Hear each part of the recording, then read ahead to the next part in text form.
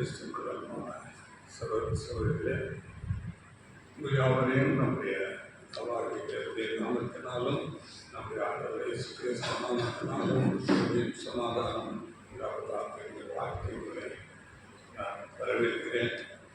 இந்த நாளிலே சாத்தானின் கொடிய பிரம்மையிலிருந்து தப்ப நமக்கு தேவனுடைய சர்வாயுத வர்க்கம் மிகவும் அவசியமாக இருக்கிறது என்ற ஒரு தலைப்பில் நாம் இந்த நாளின் செய்தியை பார்க்க போகிறோம். கொடிய பிரம்மை, சாத்தானுடைய கொடிய பிரம்மையிலிருந்து தப்ப முடியாது. பிரம்மை என்றால் நமக்கு தெரியும், யாரையாவது நம்ம பார்த்தோம் பிரம்ம பிடிச்சம் மாதிரி இருக்கிறான் அப்படின்னு சொல்லுவாங்க. அப்படின்னா இப்போ சரியான ஒரு தெளிவாக இல்லாதது போன்ற ஒரு காரியத்தை ஒரு மனுஷனை பார்க்கும்போது அப்படி பிடித்தபடி சொல்லுவார்கள், பிரம்ம பிடிச்சம் மாதிரி உட்கார்ந்து இருக்கிறாங்க அப்படின்னு. பிரம்மை என்றால் வேறு வேறு அதற்கு வார்த்தைகள் வேதத்திலே கொடுக்கப்பட்டிருக்கிறது. நம்முடைய இந்த வேதத்திலே மாயை என்று சொல்லப்பட்டிருக்கிறது. இன்னொரு மொழிபெயர்ப்பில் வீண் என்று மொழிபெயர்க்கப்பட்டிருக்கிறது. இன்னும் ஆங்கிலத்தில் டெலுஷன் என்று கூட சொல்லப்பட்டிருக்கிறது. அதனால் இந்த பிரம்மை என்பது சாத்தானுடைய பொய்யான காரியங்கள், பொய்யான போதனைகள், வேதத்திலே கலைகள் என்று கூட சொல்லப்பட்டிருக்கிறது. இன்றைக்கு உலகமே சாத்தானுக்குள்ளாக பிரம்மையிலே இருக்கிறதை நாம் அறிந்து கொள்ள வேண்டும்.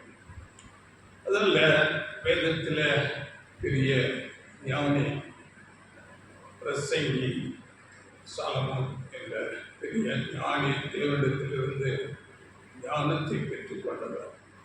இந்த ஞானி சாலமோனை குறித்து சொல்லும்போது, இதற்கு முன் ஒருவரும் இப்படிப்பட்ட ஞானத்தை பெற்றது இல்லை, இதற்கு பின்பும் அப்படி இல்லை என்று சொல்லப்பட்ட அந்த ஞானி சொல்லும்போது 2ஆம் அதிகாரத்தில் நாம் படிக்கிறோம் அவரை குறித்து. அவர் ஒரு ராஜாவின் மகனாக இருந்தார். அவருக்கு எல்லா செல்வ செழிப்புகள் இருந்தது. வீடு, தோட்டங்கள், வேலைக்காரர்கள், வேலைக்காரிகள், இன்னும் தேவனால் கொடுக்கப்பட்ட இருந்த ஞானம் இருந்தது, ஐஸ்வர்யம் இருந்தது.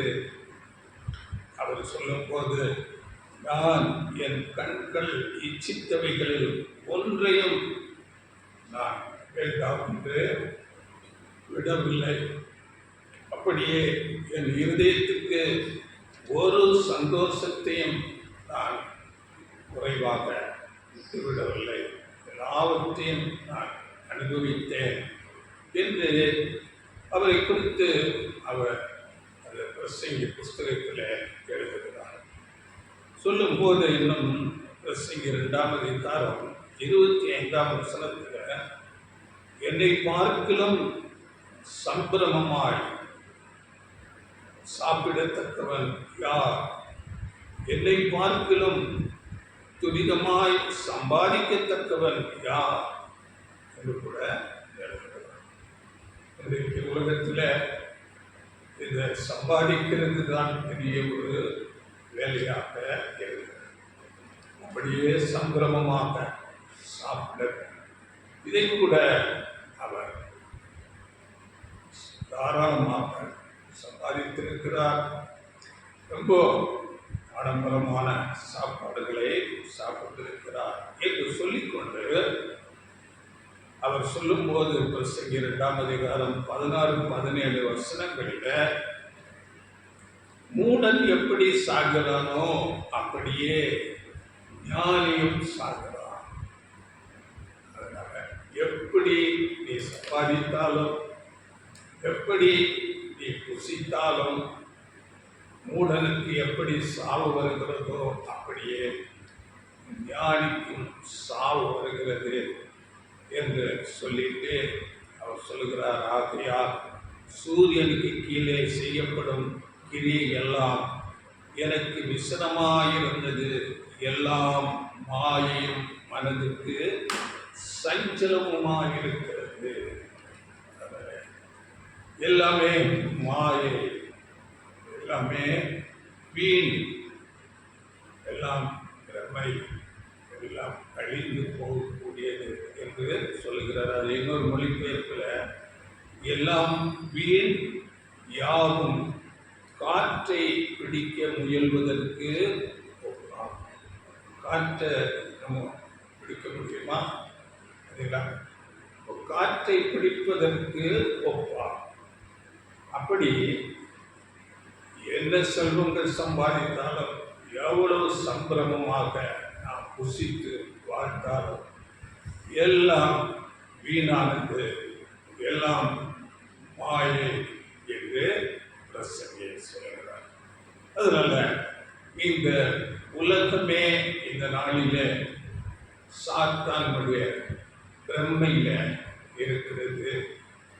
நாம் வேத வசனத்தில் கூட படிக்கும் போது உலகமே பொல்லாங்கனுக்குள் கிடக்கிறது என்று நாம் அறிந்திருக்கிறோம்.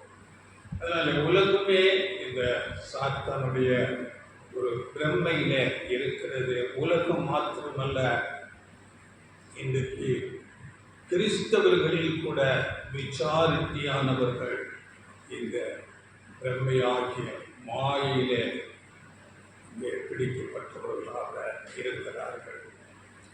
அந்த மாயை இல்லாவிட்டால், கலைகள் இல்லாவிட்டால் சாத்தானின் பொய் என்ன என்று நாம் பார்க்கும்போது, இன்றைக்கு கிறிஸ்தவர்களுக்குள்ளே ஆழமாக விதைத்திருக்கிற அநேக தவறான போதனைகள், கலைகள் இன்றைக்கு கிறிஸ்தவர்களுக்குள்ளாக போதிக்கப்பட்டிருக்கிறது.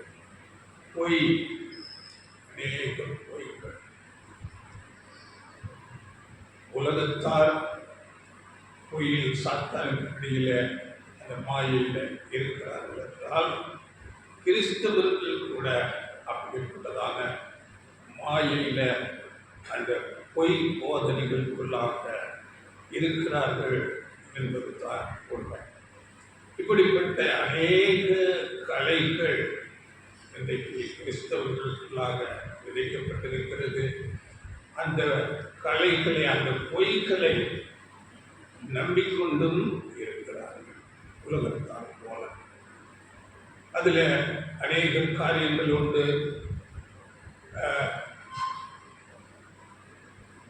அதாவது சொல்லும்போது ஆத்மா சாகாது என்று ஒரு பொய். ஆத்மா சாகாது. இன்னும் வேதத்துக்கு புறம்பான திரியேக தேவன் என்ற ஒரு பொருள். இன்னும் நாம் பார்க்கும்போது மரித்தோர் அங்கே நரகத்துக்கு போகிறார்கள், மோட்சத்துக்கு போகிறார்கள். இப்படி அநேக கலைகள், அநேக போதனைகள், இப்படியாக இவைகளையே நம்பிக்கொண்டு இருக்கிறார்கள். இன்றைக்கு நாம் ஒரே ஒரு காரியத்தை மாத்திரம் முதலாவது பார்த்து கொண்டு, அதன் பிறகு இந்த சர்வாயுத வர்க்கம் என்ன என்பதை குறித்து நாம் பார்க்க போகிறோம்.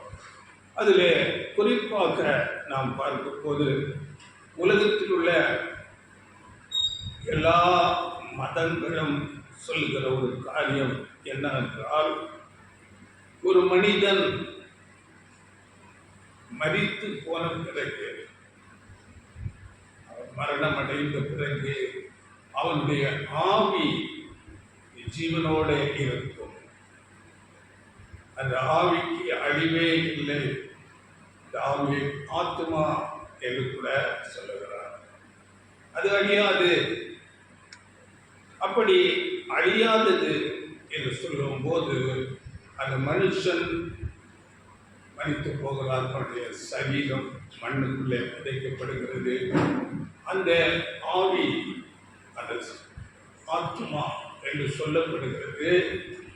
அது ஒன்றில் மோட்சம் போக வேண்டும், இல்லாவிட்டால் நரகம் போக வேண்டும், இல்லாவிட்டால் இன்னும் குறிப்பாக ரோமன் கத்தோலிக்க சபையார் சொல்லும்போது உத்தரிக்கும் ஸ்தலம் என்று ஒரு இடம் இருக்கிறது, அங்கே போகும் என்று பொய்க்கு மேல் பொய்யாக சொல்லி இதையே அநேகர் நம்பிக்கொண்டு இருக்கிறார்கள். இதுதான் மாயை, இல்லாவிட்டால் பிரம்மை என்று சொல்லப்படுகிறது. பிரம்மை என்றால் இன்னொரு தெளிவாக விளக்கம் இருக்கிறது. அது என்னவென்றால், ஒரு கடுமையான வெயில் நாட்களிலே நாம் பெரிய சாலையில் பிரயாணப்படும் போது அங்கே தூரத்தில் அந்த வெயிலின் உக்கிரத்தினால அந்த காற்று அலை அலையாக பெரிய தண்ணீர் அங்கே அலையாக அடிக்கிறது போல நமக்கு தென்படும். இதை நாம் அனைத்து நேரங்களில் பார்த்திருக்கிறோம். அதுங்களா, இதுதான் பிரம்மை. அது தண்ணீர் அல்ல, அது அந்த வெயிலின் உக்கிரத்தினால அந்த காற்று சூடாகி அப்படியாக நமக்கு இதுதான் பிரம்மை.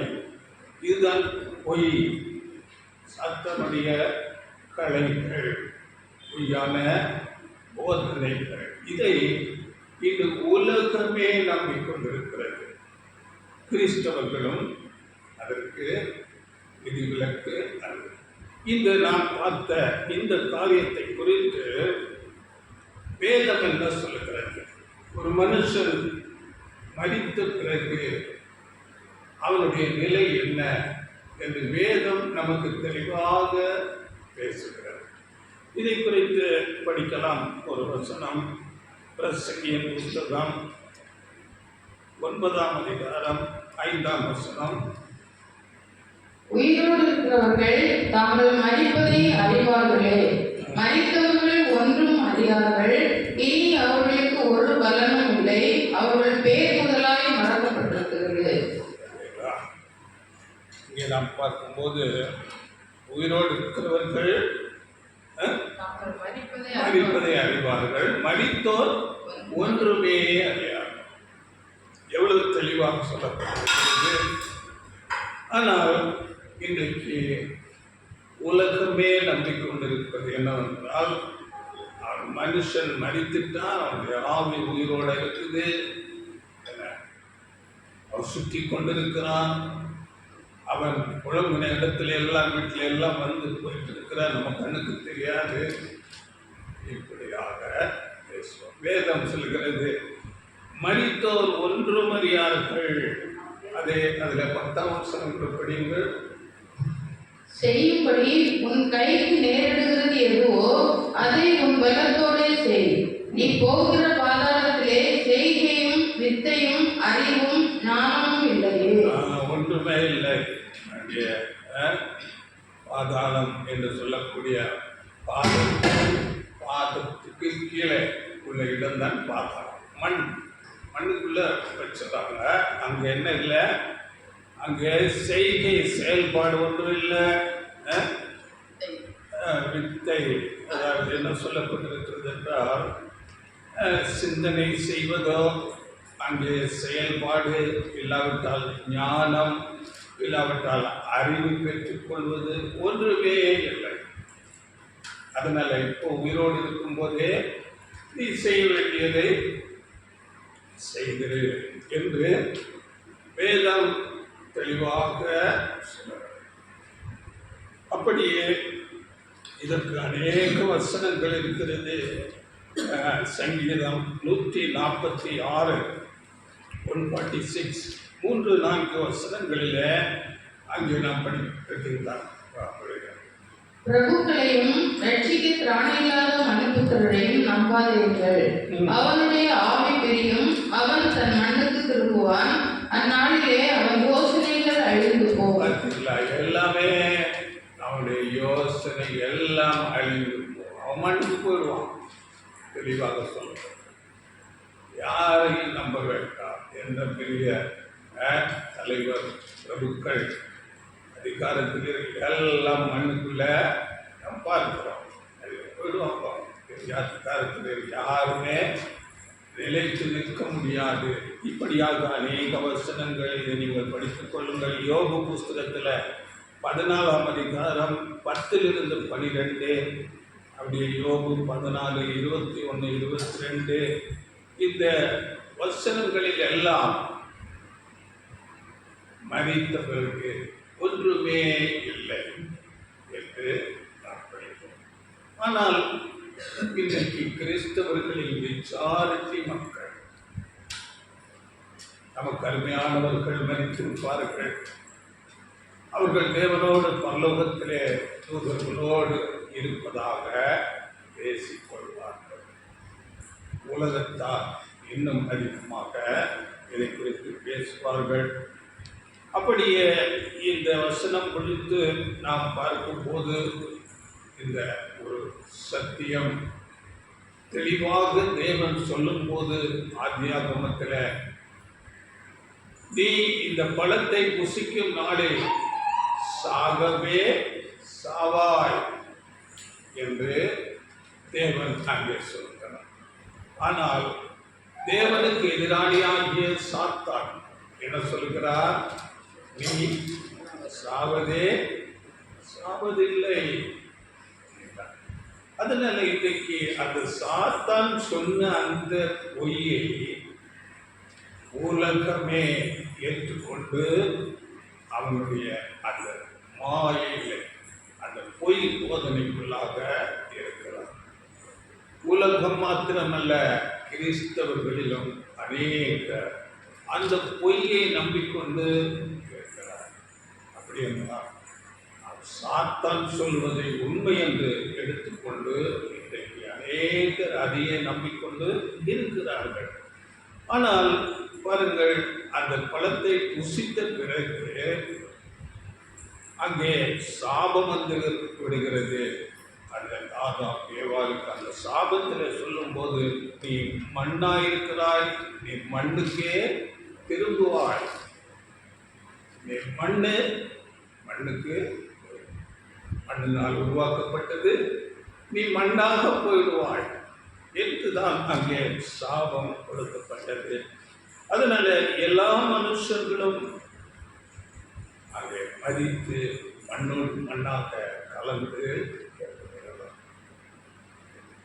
அதன் பிறகு ஆண்டவர் இயேசு கிறிஸ்துவின் 2ஆம் வருகைக்கு பிறகு அவர் தங்கள் வரிசையின்படி உயிர்ப்பிக்கப்படுவார்கள் என்று 1 கொரிந்தியர் 15ஆம் அதிகாரத்தில் படிக்கிறோம். ஆதாமுக்குள் எல்லாரும் மரிக்கிறது போல கிறிஸ்துவுக்குள் எல்லாரும் உயிர்ப்பிக்கப்படுவார்கள். இதுதான் வேதம் சொல்லும். மரித்து அப்படியே ஒன்றும் இல்லாமல் போவதில்லை.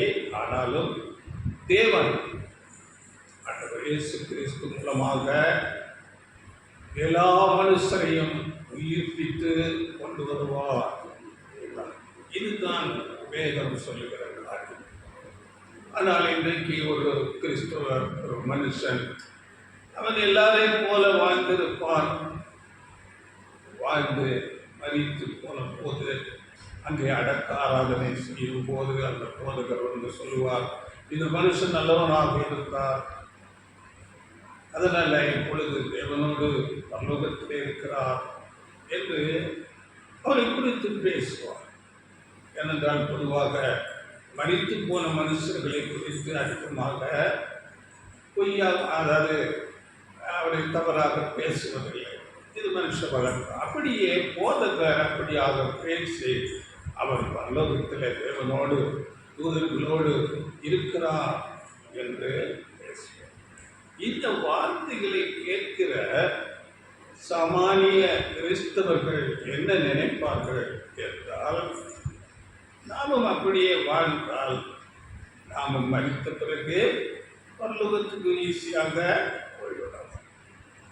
பொதுவாக கிறிஸ்தவர்களுடைய நினைப்பு அவருடைய சிந்தனை எப்படி இருக்கிறது என்றால், இப்பொழுது இயேசுவை ஏற்றுக்கொள்ளாதவர்களும் பெரிய பாவம் செய்த கிறிஸ்தவர்களும் நரகத்துக்கு போய் விடுவார்கள், மற்றவர்கள் எல்லாரும்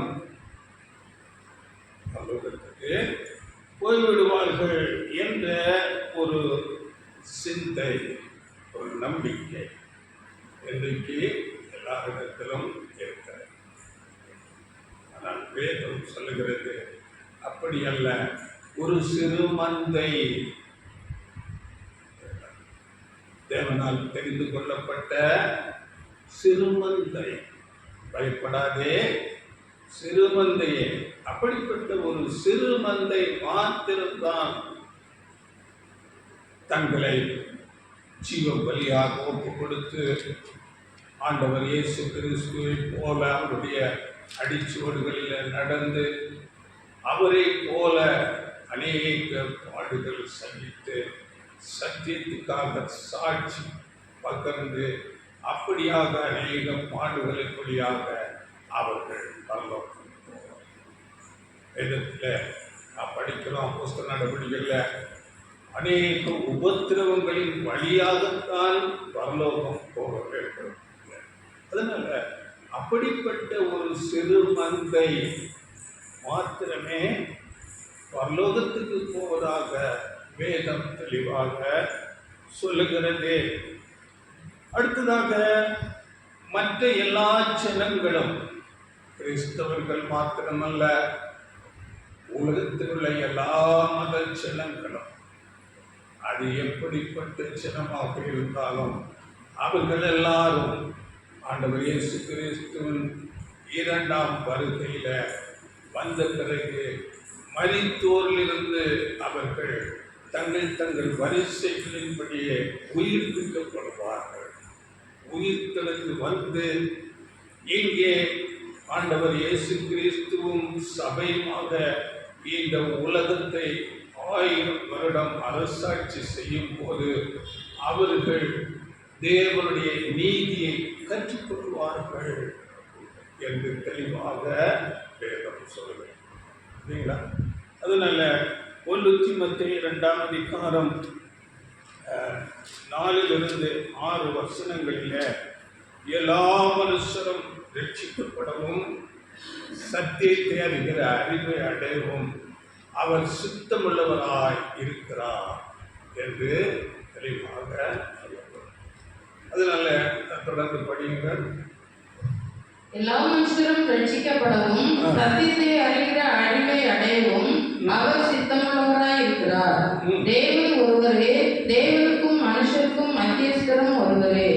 எல்லாரையும் மீட்கும் பொருளாக தம்மை ஒப்பு கொடுத்த மனுஷனாகிய கிறிஸ்து இயேசு அவர்களே இதற்குரிய சாட்சி ஏற்ற காலங்களில் விளங்கி வருகிறது. எல்லாரையும் மீட்கும் பொருளாக ஒப்பு கொடுத்து கிறிஸ்து இயேசு மூலமாக எல்லாரும் உயிர்த்தெழுந்து வந்து நீதியை கற்றுக்கொள்வார்கள். அதற்குரிய சாட்சி ஏற்ற காலங்களில் விளங்கி வருகிறது. அப்படி என்றால் நமக்கு இது ஏற்ற காலமாக இருக்கிறது.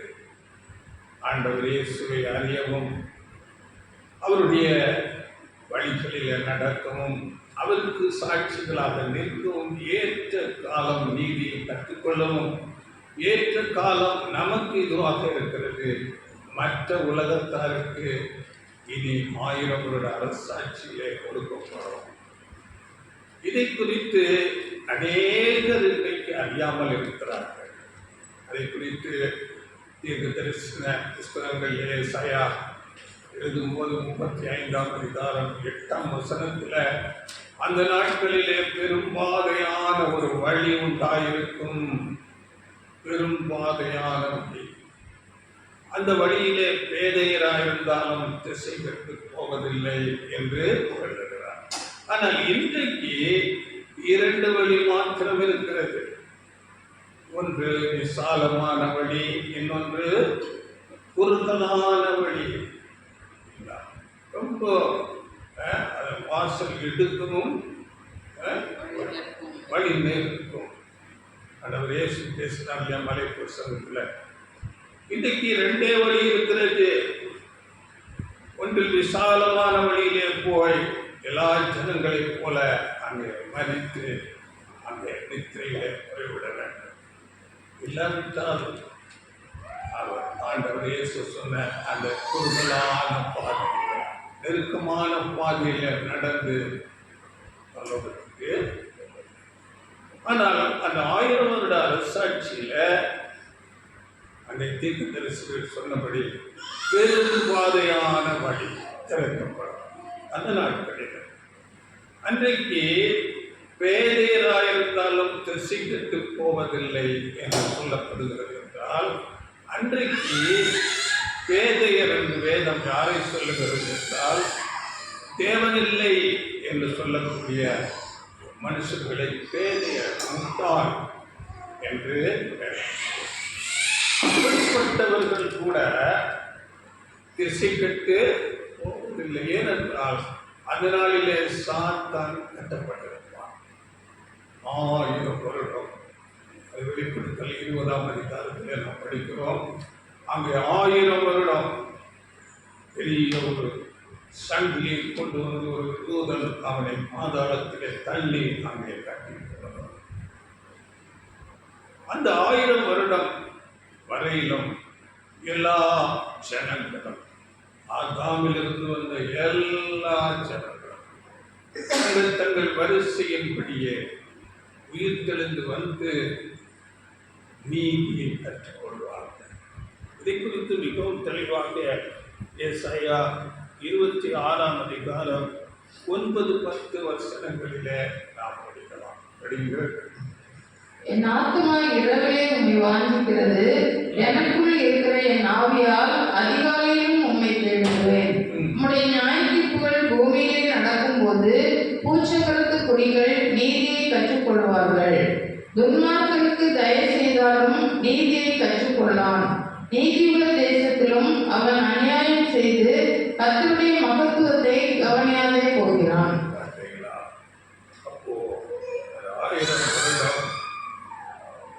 நியாயத்தீர்ப்பு நாள். அந்த நியாயத்தீர்ப்பு நாளில் பூச்சுக்கருத்து குடிகள் எல்லாரும் தேவனுடைய நீதியை கற்றுக்கொள்வார்கள்.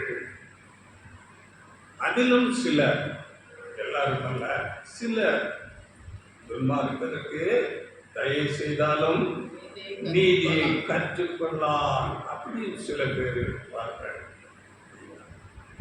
இதுதான் வேதம் சொல்லுகிற உண்மை. இன்னைக்கு அநேக போதனைகள், நரக போதனைகள் இருக்கிறது. செத்துடனே நரகம், நித்திய காலமாக நரகத்திலே வாதிக்கப்படுவோம். அப்படி அல்ல. அந்த துன்மார்க்க, நீதியை கற்றுக்கொள்ளாத துன்மார்க்க வெளிப்படுத்தல நம்ம கடைசியில் பார்க்கும்போது அவர்கள் 2ஆம் மரணத்திலே அழிக்கப்படுவார். 2ஆம் மரணம் என்று கூட அதிலே ஒன்றும் இல்லாமல் அவர்களுக்கு அங்கே மரணம் வந்துவிடும். இதை குறித்து இன்னும் சங்கீதங்கள் புஸ்தகத்திலே 22ஆம் அதிகாரம் 27ஆம் வசனத்தில் கூட சொல்லும்போது, பூமியின் எல்லைகள் எல்லாம் நினைவு கூர்ந்து கர்த்தரிடத்திலே திரும்பும் என்று. பூமியின் எல்லைகளில் உள்ள எல்லா ஜனங்களும் ஒரு நினைவு வந்தது போல சாத்தனுடைய இந்த பிரம்மையிலிருந்து விடுபட்டு கர்த்தரிடத்தில் திரும்புவார்கள். தெளிவாக வேதம் சொல்லுகிறது. அதனால இந்த நீதியை கற்றுக்கொண்டு பூமியிலே நித்தியமாக வாழ்வார்கள். இந்த பூமியோ என்றென்றைக்கும் நிற்கும் என்ற பிரசங்க 1ஆம் அதிகாரம் 4ஆம் வசனத்தில் இந்த உலகத்துக்கு அழிவு, இந்த உலகத்துக்கு என்றென்றைக்கும் நிற்கும் இருக்கிறா. 1:4 பிரசங்கி, பூமியோ என்றென்றைக்கும் நிற்கும். ஒரு சந்ததி போகிறது, மறு சந்ததி வருகிறது, பூமியோ என்னென்னைக்கும் நிலைத்திருக்கிறது. பூமியோ என்றென்றைக்கும் நிலைத்திருக்கிறது. ஆனா ஆனால் இன்னைக்கு பொதுவாக கிறிஸ்துவர்கள் சொல்வார்கள், ஆண்டவர் இயேசு கிறிஸ்து வராரு, எங்களை எல்லாம் பரலோகத்துக்கு கூட்டிட்டு போயிடுறாரு, இந்த பூமியை அக்னியில அழிச்சு போட்டுறாரு, இப்படி பேசுவாங்க. இதுதான் பிரம்மை, சாத்தானுடைய பொய் போதனைகள். சரிங்களா? இந்த பூமியோ என்னென்றைக்கும் இருக்கும். இது குறித்து இன்னும் வசனங்கள் இருக்கிறது. 78ஆம் சங்கீதம் 69ஆம் வசனம், 37ஆம் சங்கீதம் 29ஆம் வசனம், இவைகளில் எல்லாம் பூமி என்னென்றே சொல்கிறது. எத்தீங்களா வசனம்? சங்கீதம் 78, 69. தம்முடைய பரிசுத்த ஸ்தலத்தை மலைகளைப் போலவும் என்றைக்கும் நிற்கும்படி தாம் அஸ்திவாரப்படுத்தின பூமியைப் போலவும் கட்டினார். என்றைக்கும் நிற்கும்படி அஸ்திவாரப்படுத்தி இருக்கிறார் அந்த பூமியை. அதனால இந்த பூமி என்றைக்கும் இருக்கும். அப்படியே அங்கே நோவா ஜலப்பிரளயத்தில் அழிந்த பிறகு அங்கே சொல்லும் போது, இந்த பூமியில சீதளம், உஷ்ணம், கோடை காலம் எல்லாம் இந்த பூமியில் என்றைக்கும் இருக்கும் என்று அங்கே சொல்லப்பட்டது. தேவனுடைய வார்த்தை ஒருபோதும் பொய் சொல்லாது. ஆனால் இந்த உலகம் தேவனுடைய வார்த்தையை நம்பாமல் சாத்தானுடைய இந்த பிரம்மையை நம்பிக்கொண்டு இருக்கிறார். உலகம் மாத்திரமல்ல, ஆண்டவர் இயேசுவை ஏற்றுக்கொண்ட கிறிஸ்தவர்கள் கூட அநேகர் அப்படியாக இந்த சாத்தானின் பொய்களை நம்பிக்கொண்டு இருக்கிறார்கள். இப்போ இந்த சுவிசேஷ யுகத்தில் பாருங்கள், யாருக்கு தேவன் சத்தியத்தை சொல்லிக் கொடுப்பார், யார் நீதியை கற்றுக்கொள்வார்கள் என்று நாம் பார்க்கும்போது, ஆண்டவர் இயேசு ஒரு வார்த்தை அழகாக சொன்னார்.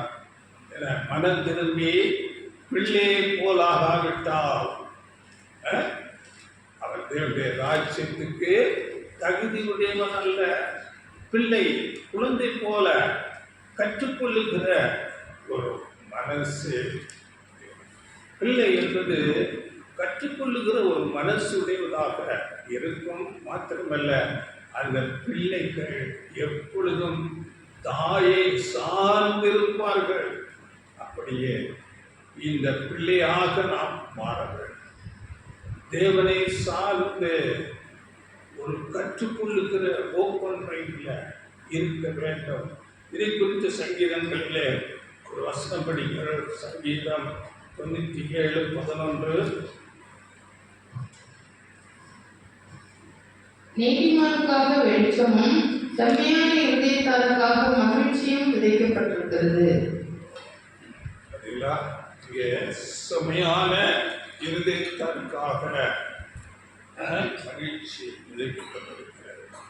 அப்படியே தானியேல் புஸ்தகத்தில் தானியேல் 12:10 ஞானவான்களோ உணர்ந்து கொள்வார்கள், எல்லாவற்றையும் அறிந்து கொள்வார்கள், துன்மார்க்கரோ உணராதிருப்பார்கள் என்று சொல்லப்படுகிறது. அதனால நல்ல தேவனை அறிய வேண்டும் என்ற ஒரு விருப்பம், சத்தியத்தின் மேல ஒரு வாஞ்சை, ஒரு தாகம் இருக்கிறவர்களுக்கு தேவன் இந்த சுவிசேஷ யுகத்தில் அவருடைய நீதியை கற்றுக் கொடுக்கிறார்.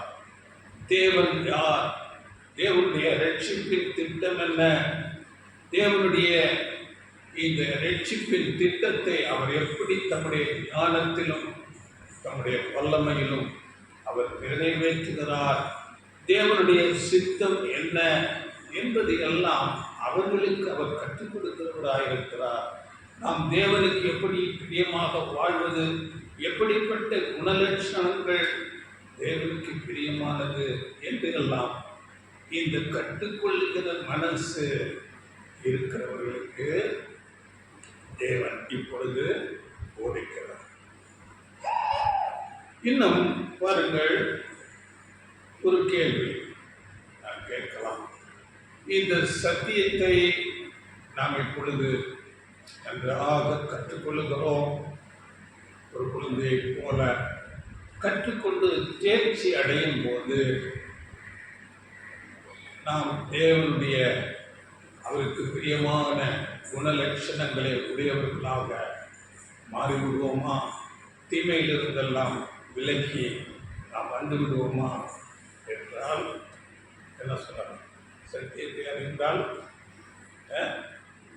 தேவனுக்கு பிரியமான குணலட்சணங்கள் வந்துவிடுமா? நிச்சயமாக வர முடியாது. ஏனென்றால் பாருங்கள், நம்மிடத்திலே ஒரு பலவீனம் இருக்கிறது, வம்ச பலவீனம், பழைய மனுஷன், பழைய கேரக்டர் நமக்குள்ளாக இருக்கிறது. மாத்திரமல்ல, பாவம் நிறைந்த உலகத்தில் நாம் இருக்கிறோம். பாவ காரியங்கள், இச்சையை தூண்டுகிற காரியங்கள் நம்மை சூழ்ந்து நெருக்கி நிற்கிறது. அதனால அது மாத்திரமல்ல, நமக்கு எதிராளியாக சத்துருவாகிய சாத்தான் இருக்கிறார்.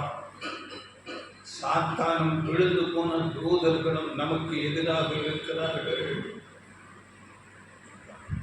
அதனால இது சத்தியத்தை நாம் கற்றுக்கொண்டோம் என்று உடனே நாம் சரியான நல்ல குணலட்சணத்துக்கு வருவது சுலபமான காரியம் அல்ல.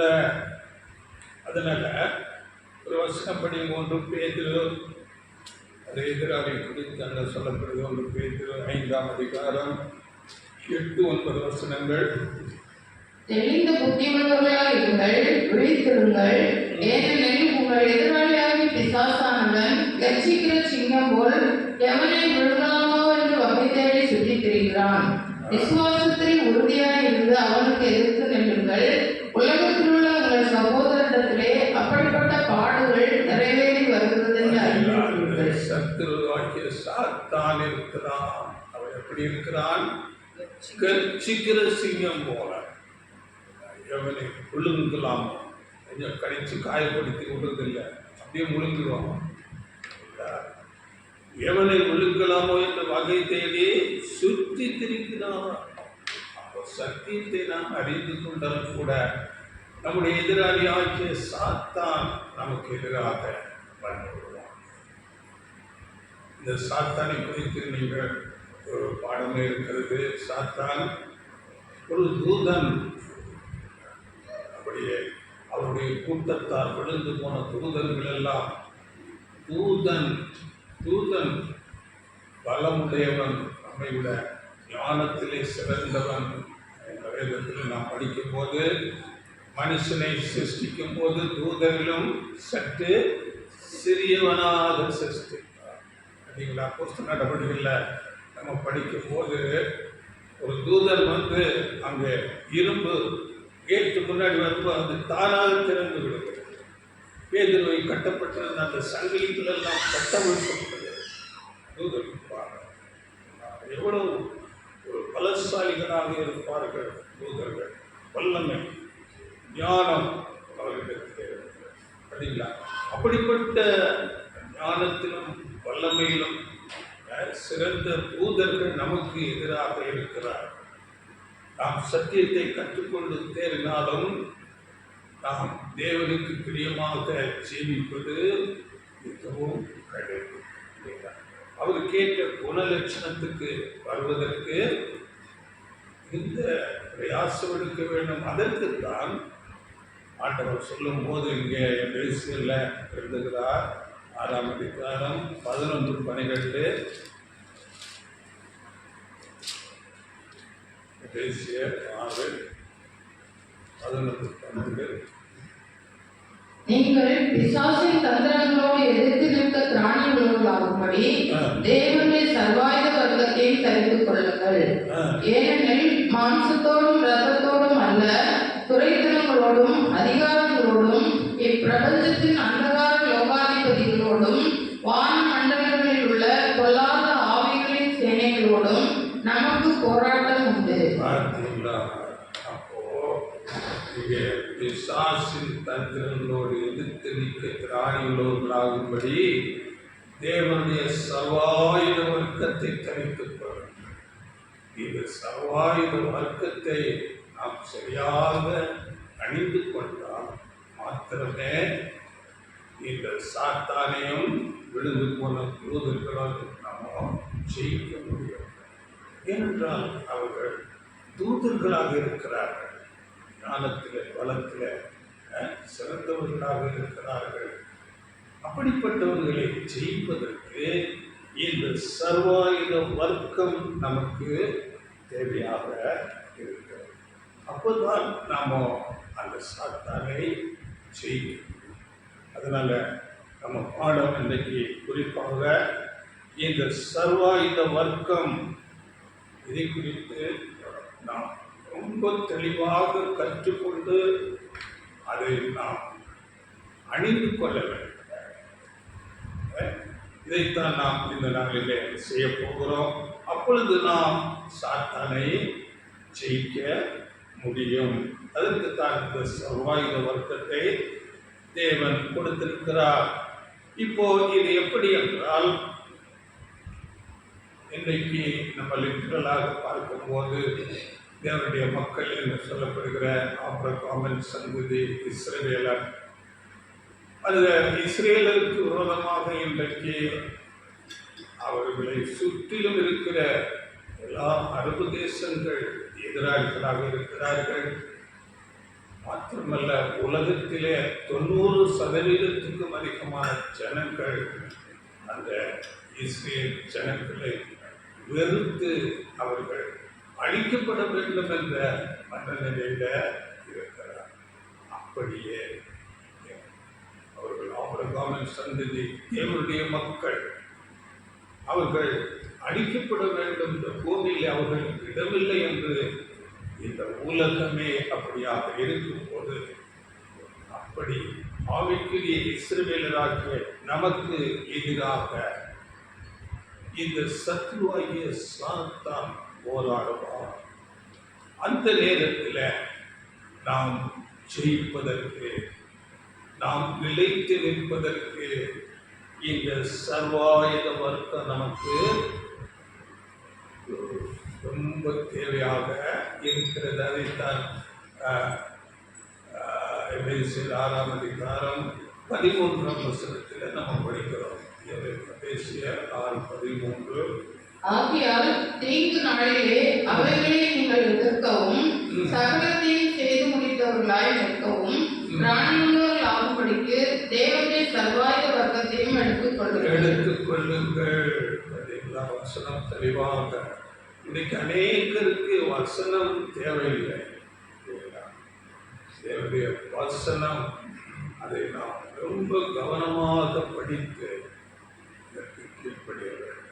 அதுதான் இங்கே சொல்கிறது. ஆகையால் தீங்கு நாளிலே அவைகளை நீங்கள் எதிர்க்கவும், சகலத்தையும் செய்து முடித்தவர்களாக நிற்கவும், திராணி உள்ளவர்களாகும்படிக்கு, திராணி அந்த தகுதி உள்ளவர்களாகும்படிக்கு தேவனுடைய சர்வாயுத வர்க்கத்தையும் எடுத்துக் கொள்ளுங்கள்.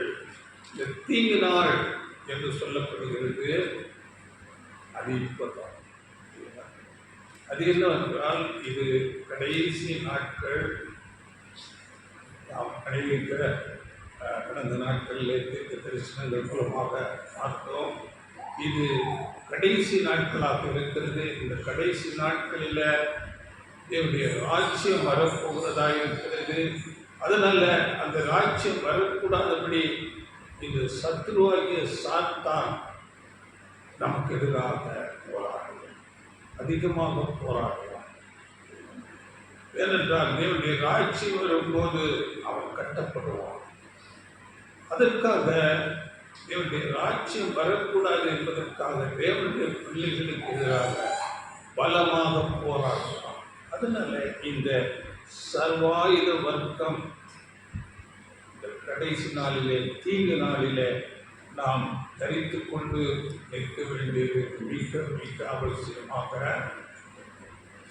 இன்றைக்கு சாத்தான் பாருங்கள், அவன் இந்த உலகத்தில் அநேக தொழில்நுட்பங்கள் வந்திருக்கிறது. அவைகள் மூலமாக தேவ ஜனங்களை பாவத்திலே வழிவிலகி போகும்படியாக அநேக காரியங்களை செய்து கொண்டு சரிங்களா? அதாவது இன்றைய தொழில்நுட்பத்தில் நாம் அறிந்திருக்கிறோம், ஒவ்வொருவருடைய கைகளிலேயும் செல்போன், அவர்களிடத்தில் இன்டர்நெட். எப்படிப்பட்ட, அதாவது ஆபத்துக்கு தூண்டக்கூடிய அநேக காரியங்கள் அதில் அவர் விளம்பரப்படுத்திக் கொண்டே இருக்கிறார். என்னுடைய வாழ்க்கை பருவத்தில் எல்லாம் ஒரு சினிமா பார்ப்பது என்பது அது ஒரு பெரிய ஒரு தவறு போல இருக்கும். ஆனால் இன்றைக்கு அப்படி இல்லை. வீட்டிலேயே டிவி, எப்பொழுது வேண்டுமானால் எப்படிப்பட்ட காட்சிகளையும் பார்க்கும்படியாக சாத்தார் அப்படிப்பட்ட தீமைக்கு வழி நடத்துகிற காரியங்களை செய்து கொண்டிருக்கிறார். பார்த்தீங்களா? அதே சமயத்தில் இந்த தொழில்நுட்பம் மூலமாக தேவனும் அநேக சத்தியங்களை தேவனுடைய பிள்ளைகளுக்கு கொடுத்து கொண்டே இருக்கிறார். நாம் எதை தேர்வு செய்கிறோம்? ஒன்றில் அந்த தீமைக்கு போகிற, நம்மை வழிகளில் போக செய்கிற, இச்சையை தூண்டுகிற அந்த காரியங்களை நாம் தேர்வு செய்கிறோமா? இல்லாவிட்டால் ஆவிக்குரிய தேவனுடைய வார்த்தைகளை கேட்டு தேவனுடைய வார்த்தைகளுக்கு கீழ்ப்படியும்படியாக அதற்கு நாம் கீழ்ப்படுகிறோமா? இது நம்முடைய கரங்களிலே கொடுக்கப்படுகிறது. நாம் எதை தேர்வு செய்கிறோம்? இன்றைக்கு அப்படியாக சாத்தான் பலத்த கிரியைகளை செய்து கொண்டிருக்கிறார். இந்த நாளை குறித்து, இந்த வளர்ச்சியை குறித்து நாம் வேதத்தில் படிக்கும்போது ரோமர் 13ஆம் அதிகாரம் 12ஆம் வசனம், இரவு சென்று போயிட்டு பகலை சமீபம் ஆயிற்று. ஆகையால் அந்தகாரத்தின் கிரியைகளை நாம் தள்ளிவிட்டு ஒளியின் ஆயுதங்களை தரித்துக் கொள்ள கடவோம். இந்த நாட்களை குறித்து தான் இந்த வசனம் சொல்லுகிறது. இரவு சென்று போயிட்டு, அப்படி என்றால் இரவு என்பது இந்த சாத்தானின் அதிகாரத்துக்கு உள்ள இந்த பாவம் நிறைந்த இந்த உலகம் சென்று போகிறது. பகல் சமீபமாயிற்று. தேவனுடைய ராஜ்யம் சீக்கிரத்தில் வருகிறதா இருக்கிறது. அதனால சமீபமாயிற்று. ஆகையால் அந்தகாரத்தின் கிரியைகளை நாம் தள்ளிவிட்டு ஒளியின் ஆயுதங்களை தரித்துக் கொள்ள கடவோம். அந்தகாரத்தின் கிரியைகள், சாத்தானுடைய இந்த பாவத்துக்கு தூண்டுகிற காரியங்களை எல்லாம் தள்ளிவிட்டு ஒளி ஆயுதம், தேவனுடைய வார்த்தை வசனங்களை நாம் பிடித்துக் கொள்ள வேண்டும். அடுத்த 13ஆம் வசனம், அந்த களியாட்டும் வெறியும் வேசித்தனமும் காம விகாரமும் வாக்குவாதமும் பொறாமையும் உள்ளவர்களாய் நடவாமல் பகலிலே நடக்கிறவர்கள் போல சீராய் நடக்க கடவோம். இதுதான் சொல்லப்படுகிற அந்த காலத்தின் கிரியைகள். என்னென்ன சொல்லப்பட்டிருக்கிறது? களியாட்டு, வெறி, வேசித்தனம், காம விகாரம், சண்டை சச்சரவு, இவைகளை எல்லாம் விட்டு நாம் சீராய் ஆனஸ்ட் என்று இங்கிலீஷ் சொல்கிறோம். எல்லாம் பாவத்துக்கு விளைவு நீதியில் ஆண்டவர் இயேசு காட்டுகிற வழியில் நாம் சீராக நடக்க வேண்டும். இந்த வசனம் நமக்கு பேசுகிறது. இந்த நாட்களை குறித்து சரியாக இந்த வசனம் பேசுகிறது. அதனால இப்படிப்பட்ட இந்த நாட்களில், இந்த கடைசி நாட்களில் இந்த சர்வாயுத வர்க்கம் என்று சொல்லக்கூடிய தேவனுடைய ஆயுதங்கள் நமக்கு மிக மிக மிக அவசியமாக இந்த சர்வாயுத வர்க்கம் குறித்து இப்பொழுது நாம் படிக்கலாம். இந்த சர்வாயுத வர்க்கம் பற்றி எபேசியர் 6ஆம் அதிகாரம் 14 17 வரையிலும் அந்த வசனம் படிக்கலாம். சத்தியம் என்னும் கட்சியை உங்கள் அறையில் கட்டினவர்களாயும் நீதி என்னும் மார்க்கவசத்தை தரித்தவர்களாயும் சமாதானத்தின் சுவிசேஷத்துக்குரிய ஆயத்தம் என்னும் பாதரட்சியை கால்களிலே தொடுத்தவர்களாயும் பொல்லாங்கல் எய்யும் அக்கினியாஸ்திரங்களை எல்லாம் அவித்து போடத்தக்கதாய் எல்லாவற்றுக்கும் மேலாக விசுவாசம் என்னும் கேடகத்தை பிடித்துக் கொண்டவர்களாயும் நில்லுங்கள்.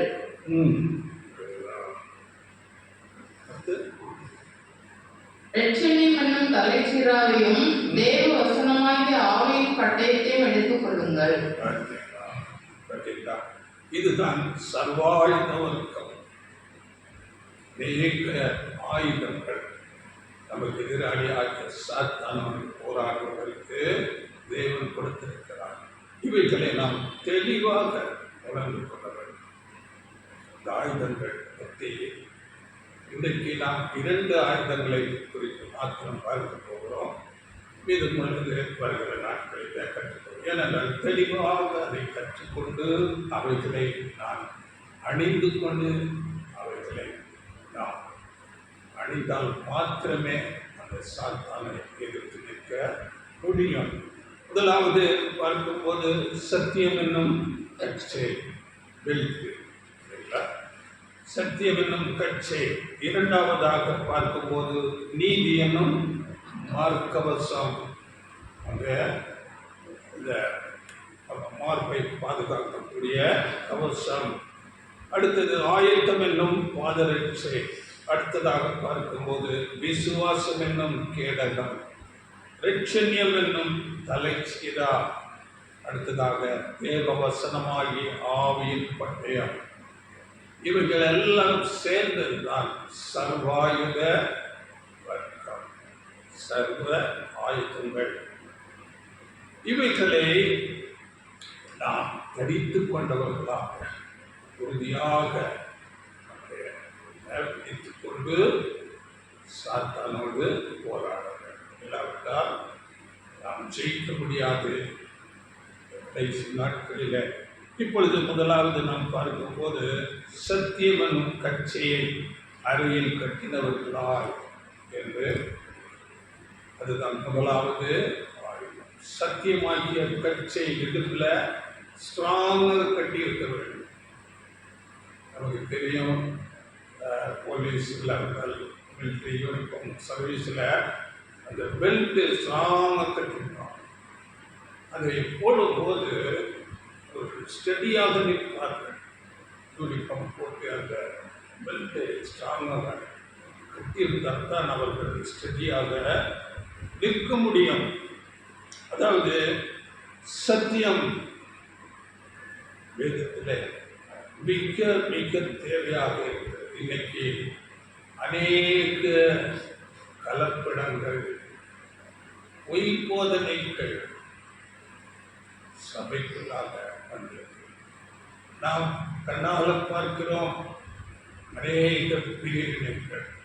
இந்த பிரிவினைகளே அநேக போதனைகள் இருப்பதற்கு உதாரணம்.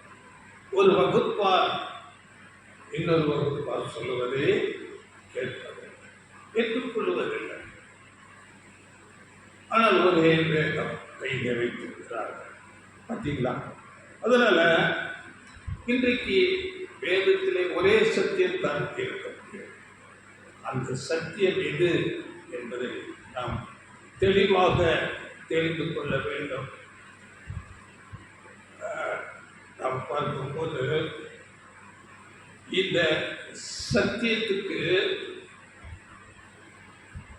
உறுதியாக நாம் தேடி கற்றுக்கொண்டு பலப்பட்டு அந்த சத்தியத்தில் நாம் துணிவாக தைரியமாக நிற்க வேண்டும். அநேக கலப்படங்கள் இருப்பதனால இந்த சத்தியத்தை நாம் தேடி கற்றுக்கொள்ள வேண்டியதாக இருக்கிறது. இந்த சத்தியத்துக்காக அப்போஸ்தலர்கள், பரிசுத்தவான்கள் மாத்திரமல்ல, நம்முடைய ஆண்டவர், நம்முடைய குருநாதர் ஆண்டவர் இயேசு கிறிஸ்து கூட அந்த சத்தியத்துக்கு சாட்சி பகர்ந்து அந்த சத்தியத்தின் நிமித்தமே தன் ஜீவனை கொடுத்திருக்கிறார். அதில் இந்த சத்தியம் எவ்வளவு முக்கியம் பாருங்கள். அதாவது வேதத்தில் நாம் பார்க்கும் போது முதலாவது இரத்த சாட்சி பார்க்கும் போது ஸ்தேவானை குறித்து அங்கே நாம் படிக்கும்போது அப்போஸ்தலர் 6-7 வசனங்களில் நாம் படிக்கிறோம். அந்த ஸ்தேவான் குறித்து அவர் அங்கே விசுவாசத்தில் நிறைந்தவராய் தேவ ஆவியிலே நிறைந்து அங்கே ஆண்டவர் இயேசு கிறிஸ்துவை குறித்து சத்தியத்தை குறித்து பலமாக சாட்சி கொடுக்கிறார். அந்த சாட்சி கொடுக்கும் போது அவருக்கு எதிராக அநேகர் வருகிறார்கள். அவரை குற்றப்படுத்துகிறார்கள். குற்றப்படுத்தி அவரை கல்லறிந்து கொண்டு கொள்கிறார். சத்தியத்துக்காக தன் ஜீவனை பாருங்கள். 7ஆம் அதிகாரம் அப்போஸ்தலர் 7ஆம் அதிகாரம் 51-53 மட்டும் படியுங்கள். வணங்கா கழுத்துள்ளவர்களே, இருதயத்திலும் செவிகளிலும் விருத்த சேதனம் பெறாதவர்களே, உங்கள் பிதாக்களைப் போல நீங்களும் பரிசுத்தாவிக்கு எப்பொழுதும் எதிர்த்து நிற்கிறீர்கள். தீர்க்கதரிசிகளில் யாரை உங்கள் பிதாக்கள் துன்பப்படுத்தாமல் இருந்தார்கள்? நீதிபரருடைய வருகையை முன் அறிவித்தவர்களையும் அவர்கள் கொலை செய்தார்கள். இப்பொழுது நீங்கள் அவரது துரோகிகளும் அவரை கொலை செய்த பாதகருமாய் இருக்கிறீர்கள். தேவ தூதரை கொண்டு நீங்கள் நியாயப்பிரமாணத்தை பெற்றிருந்தும் அதை கைக்கொள்ளாமல் போனீர்கள் என்றான்.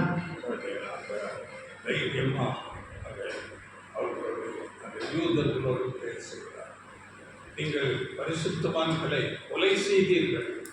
உங்களுக்கு நியாயப்பிரமாணம் கொடுத்தவர்களை நீங்கள் கொலை செய்தீர்கள். வணங்காக்களுக்குள்ளவர்கள், இருதயத்தில் விருத்த சேதனம் இல்லாதவர்கள் என்று அவர்களை தைரியமாக கடிந்து கொள்கிறார். அதை கடைசியாக பார்க்கும்போது அவரை கல்லறிந்து கொலை செய்து கொள்கிறார். சத்தியத்துக்காக நாம் உறுதியாக சாட்சி பகர வேண்டும். ஜீவனை போனாலும் அதை குறித்து கவலைப்படாமல் சத்தியத்துக்காக நாம் நிற்க வேண்டும். இதுதான் அந்த சத்தியமாகிய கல்வி. சத்தியம் என்ன என்று நாம் பார்க்க போகிறோம். முதலாவது பார்த்தோம், மரித்தவர்கள் மோட்சம் போற நரகம் போற அப்படி அல்ல. வேதம் சொல்கிறது மரித்தோர் ஒன்றும் அறியார். இந்த சத்தியத்தை நாம் உறுதியாக சொல்ல வேண்டும். இன்றைக்கு நீங்க மற்ற சபைகளிலே போய் பேசி பாருங்கள். மரித்தோர் ஒன்றும் அறியார். வேதம் சொல்லுகிறதே பாவத்தின் சம்பளம் மரணம், பாவம் செய்கிற ஆத்மா சாகும் என்று வேதம் சொல்லுகிறதே. இல்லை, அவங்க உத்திரிக்கு ஸ்தலம் போனாங்க, அவங்க மோட்சம் போயிருக்கிறாங்க, அவங்க நரகம் போயிருக்கிறாங்க. இதற்கு நாம் சாட்சிகளாக இருக்க வேண்டும். வேதம் சொல்லுகிற சத்தியத்துக்கு உறுதியாக சாட்சி கூற வேண்டும். எத்தனை பேர் வந்தாலும் வேதம் சொல்லுவதுதான் உண்மை என்று நாம் உறுதியாக நிற்க வேண்டும். ஸ்தேவானை போல தன் ஜீவனை போனார். அப்படியே அநேக அப்போஸ்தலர்கள், அப்போஸ்தலர் பவுல், பர்னபா எல்லாம் அவர்களை குறித்து கூட அங்கே யூதர்கள் எதிர்த்து நின்றார்கள். அப்போஸ்தலர் 13:45-46 வசனங்களில் அவர்கள் அங்கே அந்த வாதம் பண்ணுகிறவர்களோடு சத்தியத்துக்காக அங்கே உறுதியாக நின்றார்கள். அப்படியே அப்போஸ்தலர் பேதுரு, யோவான் அங்கே அவர்களை ஆண்டவர் இயேசு உயிர்த்தெழுதலை அவருக்கு சாட்சி பகிர்வதை குறித்து நீங்கள் பேசக்கூடாது என்று அங்கிருந்த வேத பார்த்தர்கள், பரிசேயர்கள் அவர்களை பயமுறுத்தினார்கள். ஆனாலும் அவர்கள் தைரியமாக சாட்சி பகிர்ந்தார்.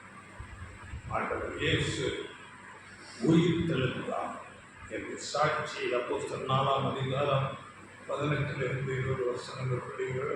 4:18. அவர்களை அழைத்து இயேசுவின் நாமத்தை குறித்து எவ்வளவு பேசவும் போதிக்கவும் கூடாது என்று அவர்களுக்கு கட்டளையிட்டார்கள். பேதுருவும் யோவானும் அவர்களுக்கு பிரதித்திரமாக, தேவனுக்கு செவி கொடுக்கிறதை பார்க்கிலும் உங்களுக்கு செவி கொடுக்கிறது தேவனுக்கு முன்பாக நியாயமாய் இருக்குமோ என்று நீங்களே நிதானித்து பாருங்கள். நாங்கள் கண்டவைகளையும் கேட்டவைகளையும் பேசாமல் இருக்கக்கூடாதே என்றார்கள். பார்த்தீங்களா?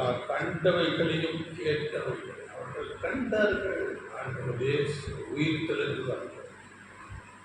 அவர்கள் ஆண்டவர் இயேசு பேசுவதை நேரடியாக கேட்டார்கள். தைரியமாக அவர்கள் சாட்சி கொடுத்தார். அப்படியே எல்லா அப்போஸ்தலர்கள், ஆதி சபை பரிசுத்தவான்கள் எல்லாம் அவர்கள் மரணத்துக்கு பயப்படவில்லை. சத்தியத்தை உறுதியாக சொல்லி நாங்கள் சாட்சி பகிர்ந்தார்கள். அப்போஸ்தலர் 5:41-42 கூட அவருடைய நாமத்துக்காக தாங்கள் அவமானம் அடைவதற்கு பார்த்ததாக எண்ணப்பட்டபடியால் சந்தோஷமாய் அடிகளை வாங்கி கொண்டு தினந்தோறும் அவர்கள் ஆலய பிரகாரங்களிலே பிரசங்கித்தார்கள் என்று அப்படியே நம்முடைய ஆண்டவர் இயேசு சொல்லும்போது, நான் சத்தியத்துக்கு சாட்சி கொடுக்கும்படியாக பிறந்தேன், சத்தியவான் எவனும் என் சத்தியம் கேட்கிறார். பிலாத்து மண்டலத்தில் சத்தியமாவது என்ன என்று பிலாத்து கேட்டார். உலகம் அப்படித்தான் கேட்கும். சத்தியமாவது என்ன? சத்தியத்துக்கு சாட்சி கொடுக்கிறது. அதற்காகத்தான் நாமும் ஆண்டவர் இயேசுவை பின்பற்றுகிறோம். சத்தியத்துக்காக நாம் உறுதியாக அந்த கட்சியை நல்ல ஸ்ட்ராங்காக கட்டிக்கொண்டு உறுதியாக சாட்சி பகர பாருங்கள். ஆண்டவர் இயேசு அதற்காகவே கொல்லப்பட்டார். வசனம் படியுங்கள். யோவான் 19:7. யூதர்கள் அவனுக்கு பிரதித்திரமாக, எங்களுக்கு ஒரு நியாயப்பிரமாணம் உண்டு, இவன் தன்னை தேவனுடைய குமாரன் என்று சொன்னபடியினால் அந்த நியாயப்பிரமாணத்தின் படியே இவன் சாக வேண்டும் என்றார்கள். தேவனுடைய குமாரன், அவர் அதை சொல்லுகிறார். அவர் தேவனுடைய குமாரன் என்று சொன்னதினாலே சாக வேண்டும். அவர் ஞான ஸ்நானம் எடுத்துக் கொள்ளும் போது வானத்திலிருந்து சத்தம் உண்டாய், இவர் என்னுடைய நேசகுமாரன், இவரில் நான் பிரியமாயிருக்கிறேன். எப்படிப்பட்ட வார்த்தையை பொரும்பாக்கி போட்டு அவரை மரணத்துக்கு சத்தியவான் எவனும் என் சத்தம் கேட்கிறார். யோவான் 18:37. அப்பொழுது பிலாத்து அவரை நோக்கி, அப்படியானால் நீ ராஜாவோ என்றான். இயேசு பிரதித்திரமாக, நீ சொல்லுகிறபடி நான் ராஜாதான். சத்தியத்தை குறித்து சாட்சி கொடுக்க நான் பிறந்தேன், இதற்காகவே இந்த உலகத்தில் வந்தேன். சத்தியவான் எவனும் என் சத்தம் கேட்கிறான் என்றார். சத்தியவான் எவனும் என் சத்தத்தை கேட்கிறான். நாம் சத்தியவான்களாக இருக்கிறோமா? சத்தியவான் எவனும் என் சத்தம் கேட்கிறான். ஆனால் உலகத்தாருக்கு சத்தியமாவது எது இல்லாததான் கேட்கிறான். சத்தியம்னா என்ன? உலகத்துக்கு எல்லாம் மறைக்கப்பட்டிருக்கிறது. ஆனால் நாம் சத்தியத்துக்கு சாட்சி பகிர்ந்து ஜீவனே போனாலும் உறுதியாக நிற்க வேண்டும். அப்படிப்பட்ட தருணங்கள் வரும். சத்தியத்தை பேசும்போது அநேகரால் நம்ம சங்கடப்படுத்தப்படுவோம், சோர்வு நமக்குள்ளாகுவோம். அப்படிப்பட்ட நேரத்தில் நமக்கு வாக்குத்தத்த வசனங்கள் கொடுக்கப்பட்டிருக்கிறது. தேவனுடைய அந்த மேன்மையான ரட்சிப்பின் திட்டத்தில் அப்படி சத்தியத்துக்காக நின்றவர்களுக்கு வரக்கூடிய அதிக நன்மைகள் என்ன என்று கூட வாக்குத்தத்தம் கொடுக்கப்பட்டது. இவைகளை நாம் படித்து உறுதியாக நிற்க வேண்டும். அவைகளை குறித்து 1 பேதுரு 1 1 அதிகாரம் 13 வசனம். ஆகையால் நீங்கள் உங்கள் மனதின் அறையை கட்டிக்கொண்டு தெளிந்த புத்தியுள்ளவர்களாய் இருந்து இயேசு கிறிஸ்து வெளிப்படும் போது உங்களுக்கு அளிக்கப்படும் கிருபையின் மேல் பூரண நம்பிக்கையுள்ளவர்களாய் இருங்கள். பூரண நம்பிக்கையுள்ளவர்களாய் இயேசு கிறிஸ்து வெளிப்படும் போது அளிக்கப்படும் கிருபை, மேலான ஆசீர்வாதம் இந்த பரிசுத்தவான்களுக்கு, அப்போஸ்தலர்களுக்கு, ஆண்டவர் இயேசுவை உண்மையாய் பின்பற்றி அவருக்கு சாட்சியாய் வாழ்கிறவர்களுக்கு மேன்மையான ஆசீர்வாதம் கொடுக்கப்பட்டிருக்கிறது. வேதத்திலே சொல்லும் போது அதை குறித்து மனுஷனால் உணர்ந்து கொள்ளவே முடியாது. அப்படிப்பட்ட ஆசீர்வாதங்கள் 1 அதிகாரம் 9 வசனம். எழுதியிருக்கிறபடி தேவன் தம்மில் அன்பு கூறுகிறவர்களுக்கு ஆயத்தம் பண்ணினவைகளை கண் காணவும் இல்லை, காது கேட்கவும் இல்லை, அவைகள் மனுஷனுடைய இருதயத்தில் தோன்றவும் இல்லை. நம்மை நேசிக்கிறவர்களுக்கு, அவருக்கு சாட்சியாக இருக்கிறவர்களுக்கு தேவன் ஆயத்தம் பண்ணினவைகளை மனுஷ கண்களால் காண முடியாது, உணர்ந்து கொள்ள முடியாது. அப்படிப்பட்ட நன்மைகள் இதை குறித்து அநேக வசனங்கள் இருக்கிறது. ஏசாயா 64 வசனத்தில் கூட சொல்லப்பட்டிருக்கிறது. சங்கீதம் 31:19 கூட சொல்லப்பட்டிருக்கிறது. தேவன் நம்மில் அன்பு கூறுகிறவர்களுக்கு பெரிய ஒரு நன்மை ஆசீர்வாதம் வைத்திருக்கிறார். அதனால இங்கே பேதுரு எழுதும் போது உங்கள் மனதின் அறையை கட்டிக்கொண்டு, மனதின் அறை அப்படி என்றால் நம்முடைய சிந்தனைகளில் அநேக எண்ணங்களை சாத்தான் கொண்டு வருவோம். நாம் சத்தியத்துக்காக நிற்கும்போது உனக்கு ஏன் இந்த வேலை, எல்லாரும் போல இருந்துட்டு போயிடு சத்தம். அதனால நம்முடைய மனதின் அறையை உறுதியாக கட்டிக்கொண்டு வீண் சிந்தனைகளை எல்லாம் நாம் ஆண்டவர் இயேசு கிறிஸ்து நாமத்தினாலே கடிந்து கொண்டு பிசாசை எதிர்த்து நிற்க வேண்டும்.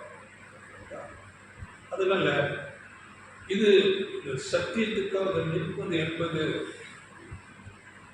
ரொம்ப தேவ பலத்தில் நம்முடைய ஆண்டவர் இயேசு கிறிஸ்து நமக்கு துணை நிற்கிறார்.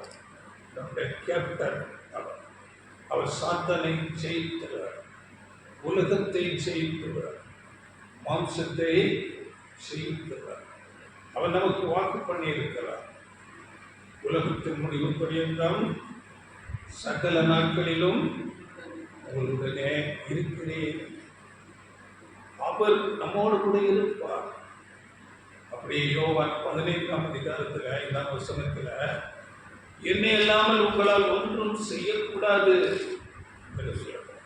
அப்போ ஆண்டவர் இயேசுவின் உதவியை ஒத்தாசை எப்போதும் நம்மோடு கூட இருக்கும். அவர் நம்மோடு கூட இருப்பார். அவர் நம்மை செயல்படும்படியாக, சாத்தானை மேற்கொள்ளும்படியாக நமக்கு துணை நிற்பார். அப்படியே ஆண்டவர் இயேசு கிறிஸ்துவோடு கூட நாம் உடன் சுதந்திரராக இப்படிப்பட்ட மேலான ஆசீர்வாதம் அவரோடு கூட சேர்ந்து ஆளுகை செய்வதற்கு நமக்கு இப்படிப்பட்ட ஆசீர்வாதத்தை இன்னைக்கு அநேகர் ஆண்டவர் இயேசுவை பற்றி சரியாக அறிந்து கொள்ளவில்லை. ஆண்டவர் இயேசு யார், அவர் தேவனுடைய குமாரன், அதையே சரியாக அறியாமல் இருக்கிறார்கள். தேவன் அவர்தான் குமாரனாக வந்தார், அவர்தான் இப்போ பரிசுத்த ஆவியார், இப்படியெல்லாம் பேசிக் கொண்டிருக்கிறார்கள். தேவனுடைய குமாரன் வேதத்தில் நம்ம படிக்கும் போது கொலோசியரில் படிக்கிற 1 அதிகாரம் 16 வசனத்தில் பரலோகத்தில் உள்ளவைகளும் பூலோகத்தில் உள்ளவைகளும் காணப்படுகிறவைகளும் காணப்படாதவைகளும் ஆகிய சகலமும் கர்த்தத்துவங்கள், அதிகாரங்கள் எல்லாம் அவரை கொண்டும் அவருக்கென்றும் சிருஷ்டிக்கப்பட்டது. எல்லாம் அவருக்கு சொந்தமானது. யோவான் 1 அதிகாரத்தில் படிக்கிறோம், அவர் தமக்கு சொந்தமானதிலே வந்தார். அவருக்கு சொந்தமானவர்களோ அவரை உலகம் எல்லாம் காணப்படுகிறது. வானமண்டலத்தில் உள்ள எல்லா கோடி கோடி நட்சத்திரங்கள் எல்லாம் அவருக்கு சொந்தமானது. நம்முடைய ஆண்டவர் இயேசு கிறிஸ்து, அவருக்கு நாம் உடன் சுதந்திரராக மாறப்போகிறோம். அதுதான் சிறு மந்தை. இப்படிப்பட்ட மேலான ஒரு ஆசீர்வாதம் நமக்கு கொடுக்கப்படுகிறது. அதனால நாம் தைரியமாக அவருக்கு சாட்சியாக, சத்தியத்துக்கு சாட்சியாக நாம் இருக்க வேண்டும். அதாவது உலகமே எதிர்த்து நின்றாலும் தேவன் நம்மோடு கூட இருந்தார். அந்த இயேசு கிறிஸ்து நம்மோடு கூட இருந்தார். அது மாத்திரம் போதும். சகோதரர்கள் சொல்லும் போது நான் ஒருத்தர் மாத்திரம் தனியான இல்லை. அதாவது எல்லாம் பொய் போதனைக்குள்ள இருக்கிறார்கள். நாம் சத்தியத்துக்கு உறுதியாக சாட்சியாக இருக்கிறது. தேவனுடைய வார்த்தைகளை வேதத்தில் இப்படி எழுதியிருக்கிறதே என்று உள்ளதை உள்ளபடி நாம் தைரியமாக சாட்சி வர வேண்டும். இதுதான் சத்தியம் என்னும் கச்சை. சத்தியம் என்னும் கச்சையை கட்டிக்கொண்டு, இதுதான் முதலாவது ஆயுதம். யார் நம்மை குற்றப்படுத்தினாலும், உலகமே குற்றப்படுத்தினாலும் நாம் தைரியமாக சாட்சிக்கு வர வேண்டும். இது சத்தியம் என்னும் கட்சியை நமக்கு உறுதிப்படுத்துவதாக நாம் கட்டிக்கொண்டு சாத்தானோடு யுத்தம் பண்ண வேண்டும். இரண்டாவதாக நாம் பார்க்கும்போது அப்படியே பேசுகிற 6:14 நீதி என்னும் மார்க்கவசத்தை தரித்தவர்களாயும் இல்லைங்கள். நீதி என்னும் மார்க்கவசத்தை தரித்தவர்களாயும். முதலாவது சத்தியம் என்னும் கச்சை, இரண்டாவதாக நீதி என்ற மார்க்கவசம், பிரஸ்ட்பிளேட். நம்முடைய இருதயத்தை, நம்முடைய நெஞ்சை பாதுகாப்பதற்காக இருக்கக்கூடிய ஒரு கவசம். இது இரண்டாவது ஒரு ஆயுதமாக நமக்கு கொடுக்கப்படுகிறது.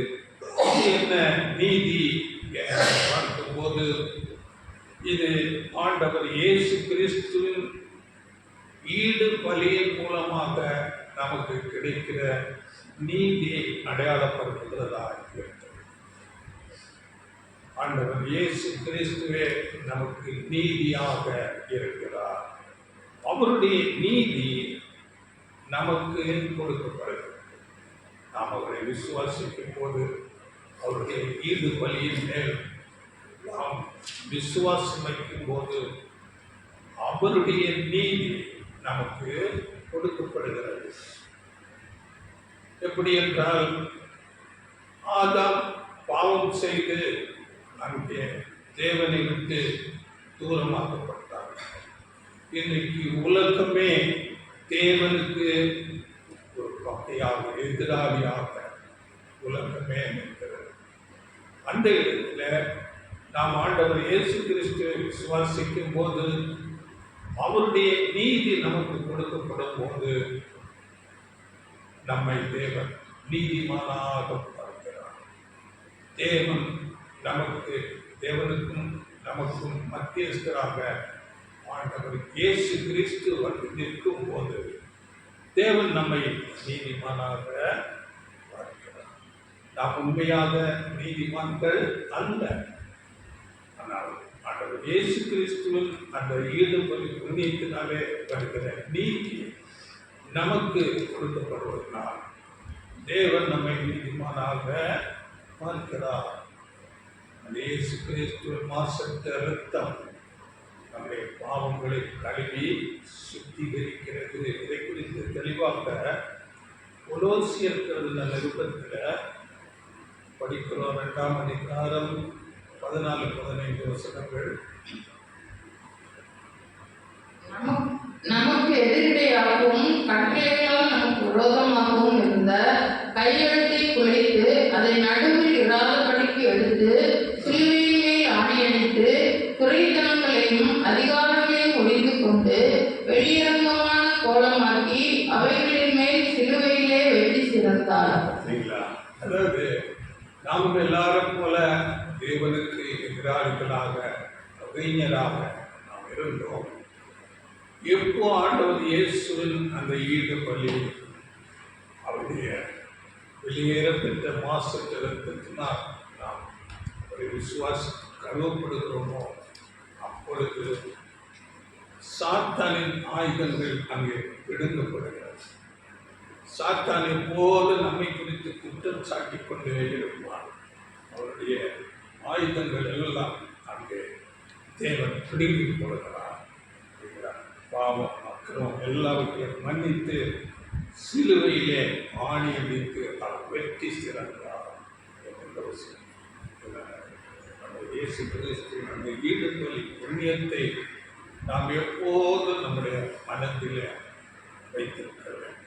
அவருடைய நீதி தான் நம்முடைய நீதி. அப்படியே எபிரேயர் 2ஆம் அதிகாரம் 14ஆம் வசனத்தில் மரணத்துக்கு அதிகாரியாகிய பிசாசானவனை தமது மரணத்தினாலே அழிக்கும்படி பிசாசு எல்லாம் தந்திர காரியங்கள் எல்லாம் அவர் தம்முடைய மரணத்தின் மூலமாக அழித்து போகிறார். அதனால் நாம் அவரை விசுவாசிக்கும் போது அவருடைய நீதி நமக்கு ஒரு ஆடையாக கொடுக்கப்படுகிறது. அப்படியே 15ஆம் வசனத்தில் ஜீவகாலமெல்லாம் மரண பயத்தினாலே அடிமைத்தனத்திற்குள்ளானவர்கள் யாவரையும் விடுதலை பண்ணும்படிக்கும் அப்படியானார். அதாவது மரண பயம் எல்லாருக்கும் இருக்கிறது. ஆனால் ஆண்டவர் இயேசு கிறிஸ்து அவர் தன்னுடைய பலி ஈடு பலி அந்த மரணத்தின் மூலமாக அந்த மரண பயம் நீக்கப்படுகிறது.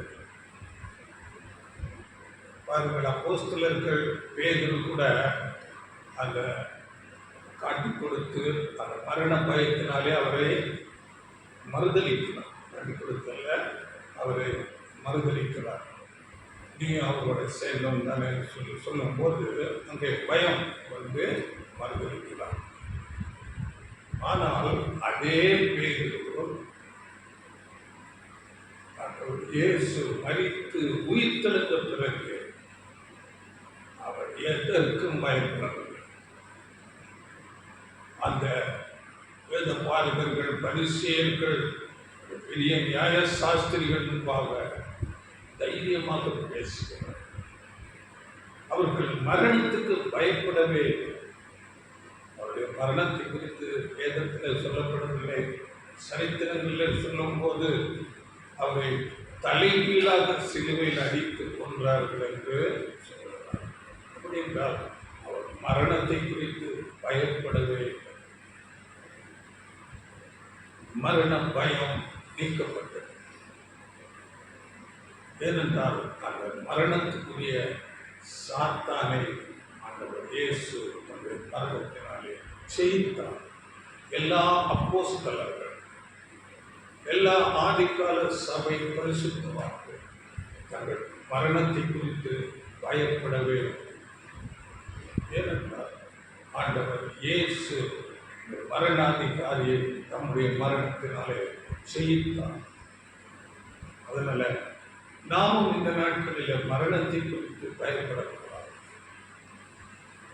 ஆண்டவர் இயேசுவின் மூலமாக நாம் அப்படிப்பட்ட மரணத்தை ஏற்றுக்கொண்டால் அது பெரிய ஒரு ஆசீர்வாதத்துக்கு ஏதுவாக. கிறிஸ்தவர்கள் எல்லாம் அப்படித்தான் ஜீவனை கொடுத்தார்கள். அதனால அதாவது இந்த உலகமே தேவனுடைய வாக்கனைக்குள்ள போக போகிறது. நாம் தேவனுக்கு சாட்சி தந்து அந்த நீதியின் வஸ்திரத்தை தரித்துக் கொண்டு அதற்காக நாம் ஜீவனை கொடுத்தால் அது நமக்கு பெரிய மகிமையை கொண்டு வருவதாக இருக்கும். நாம் பார்க்கும்போது உலகமே தேவ கோபாக்கினுக்குள்ள இருக்கிறது என்று வேதத்தில் சொல்லப்படுகிறது. படிப்புகள் யோவான் 3ஆம் அதிகாரம் 18ஆம் வசனம்.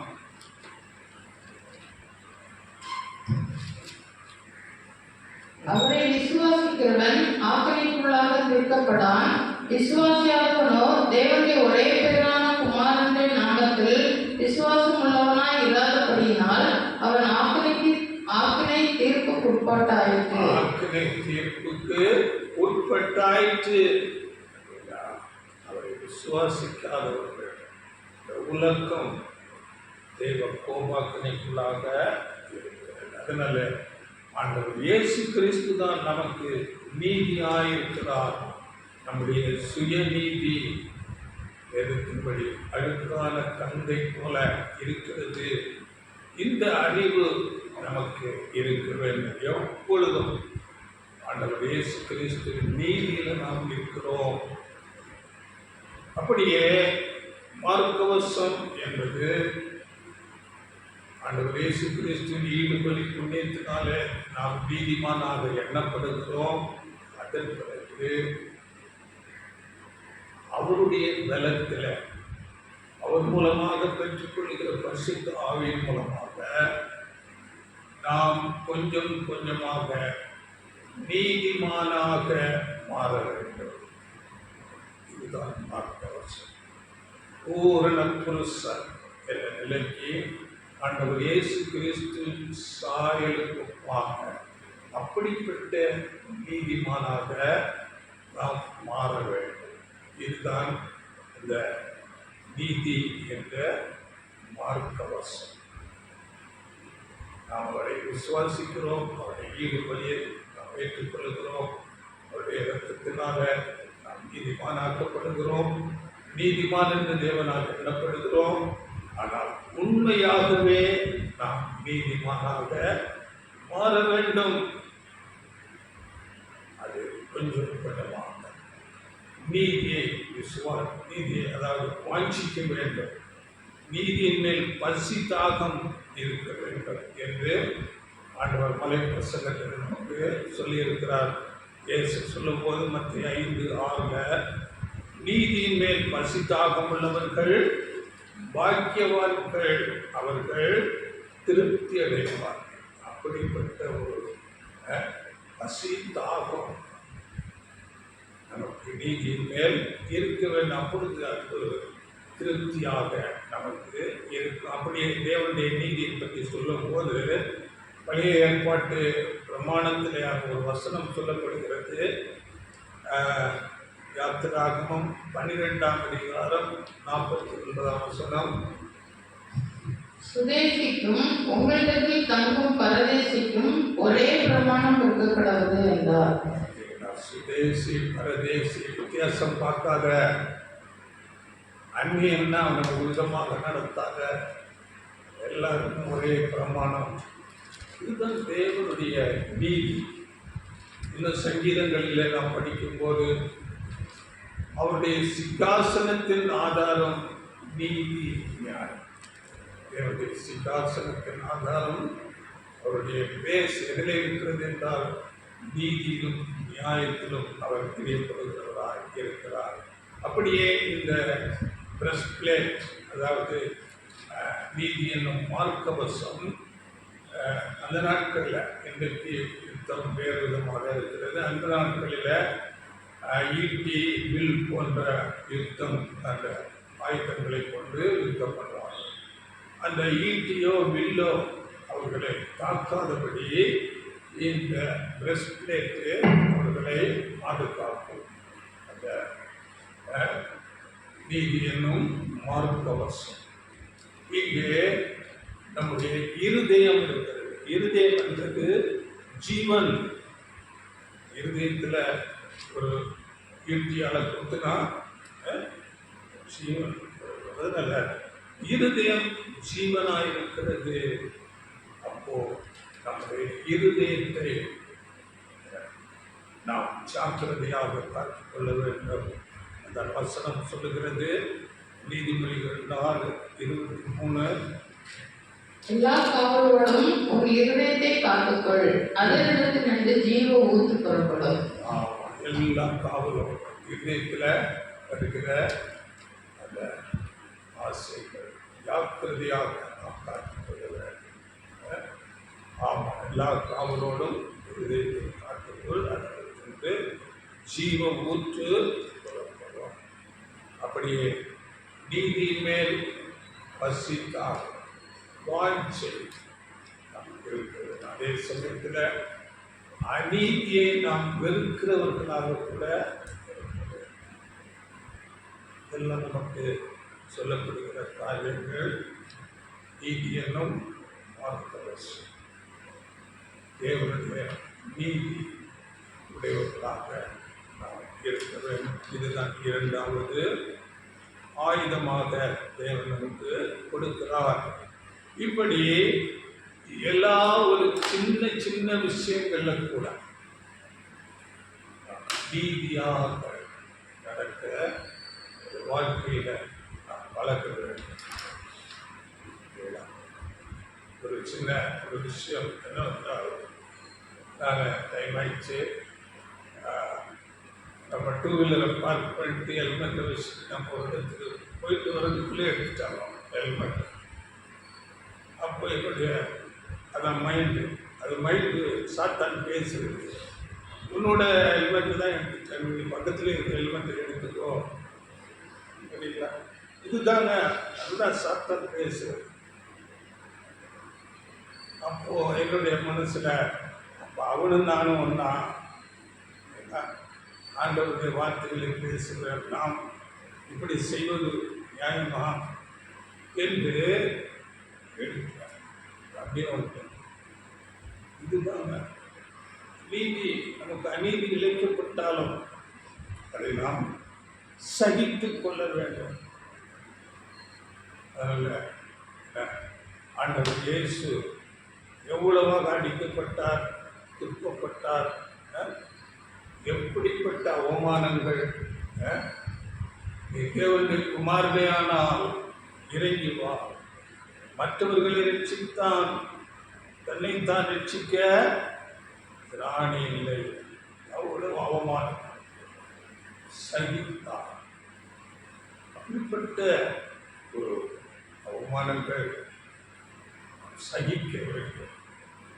தேவ நீதியாக இருக்கிறது. அதனால இந்த 2 ஆயுதங்களை நாம் சரியாக பயன்படுத்த வேண்டும். இன்றைக்கு நாம் பார்த்தது என்னவென்றால், முதலாவது சாத்தான் உலகத்தையே தன்னுடைய பொய்யினால் பிரண்மைக்குள்ளாக பொய்யினால் நிறைத்து வைத்திருக்கிறான். அதில் மெஜாரிட்டி கிறிஸ்தவர்கள் கூட அந்த பொய் போதனைகளுக்குள்ளாக இருக்கிறதை நாம் பார்த்தோம். அப்படியே இரண்டாவதாக நாம் பார்த்தோம், இந்த சுவிசேஷ யுகத்தில் நாம் குழந்தைகளைப் போல கற்றுக்கொள்ளுகிற மனது உடையவர்களாக இருந்தால் ஆண்டவர் நமக்கு அந்த சத்தியத்தை கொடுத்து நம்மை போதித்து நடத்துகிறவராக இருக்கிறார். மூன்றாவதாக, சத்தியத்தை கற்றுக்கொண்டால் மாத்திரம் நாம் தேவனுக்கு பிரியமானவர்களாக இருக்க முடியாது. ஏனென்றால் நமக்கு எதிராளியாகிய சாத்தான் நமக்கு எதிராக இருக்கிறார். நம்முடைய மாம்ச பலவீனம், உலக ஆசைகள், இச்சைகள், காரியங்கள், சாத்தான் அவனோடு விழுந்து போன தூதர்கள் எல்லாம் நமக்கு எதிராளியாக இருக்கிறார்கள். அவர்களை எதிர்த்து நிற்பதற்கு நமக்கு தேவன் கொடுத்த சர்வாயுத வர்க்கத்தை அறிந்து கொண்டவர்களாக இருக்க வேண்டும். இதை குறித்து நாம் 2 ஆயுதங்களை பார்த்தோம். முதலாவது சத்தியம் என்னும் விதைப்பை. சத்தியத்துக்கு நாம் தைரியமாக சாட்சி கொடுக்கிறவர்களாக இருக்க வேண்டும். அப்படியே எல்லா விஷயங்களிலும் சின்ன சின்ன காரியமானாலும் நாம் நீதியாக நடக்க வேண்டும். இப்படி இரண்டு இந்த ஆயுதங்களை சரியாக நாம் தெரிந்து கொண்டவர்களாக இந்த ஓட்டத்தில் போட வேண்டும். இது உள்ளது நாம் வருகிற நாட்களில் பார்க்கலாம். இவைகளை நாம் அறிந்து கொண்டோம். ஒரு வசனம் படித்து நாம் முடிக்கலாம். 2 தீமோத்தேயு 4ஆம் அதிகாரம் 5ஆம் வசனம்.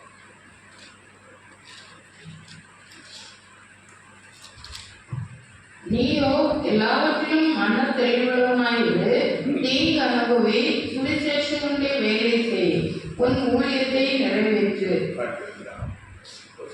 சொல்லும்போது தீமோத்தேயுக்கு தீங்கு அனுபவி, ஊழியத்தை நிறைவேற்று. தீங்கு அனுபவிக்கிற